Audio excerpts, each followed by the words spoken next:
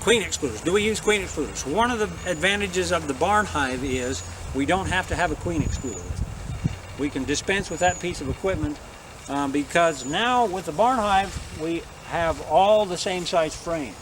So the reason that people use queen excluders is to keep the queen from going up into your honey super and laying eggs up there. They don't want worms in their honey, right? So when we go to extract that, we don't have to deal with brood in it, right? So now if we have a frame with brood in it, like the previous question, in the upper box, well, we just simply take that same deep frame out and we change it, we put it down below, right? And then we can take a frame from the bottom box, because it's the same size, and we can bring it up here and we can put it in the honey super.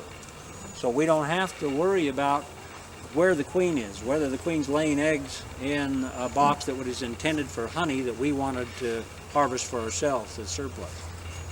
Right? It makes more sense because a queen excluder is known as a honey excluder. It slows things down.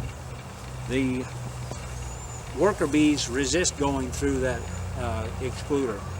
It congests the colony when we put an excluder in. So they're reluctant to go to work. It slows things down. Question is, where's the queen going to go in the hive? We're going to let her go where she wants, but typically she will stay within her brood chamber. So it's up to us as beekeepers to make sure that she has enough room in her brood chamber so that she will stay there. The main reason a queen's going to go up into your honey super is because she ran out of room down in her brood chamber, because the beekeeper wasn't paying attention, didn't get into that bottom box.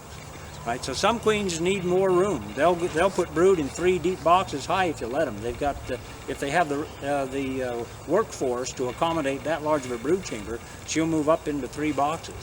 So that can happen. So you need to be on the ball as a beekeeper and be prepared to address that if you have a really prolific queen that wants to expand beyond the 2 bottom boxes.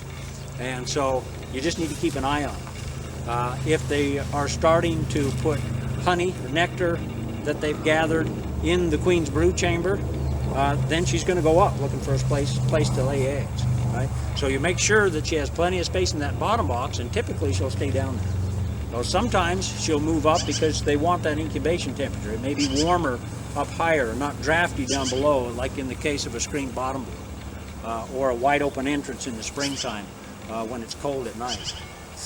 She'll move her brood chamber up because that's where the heat is.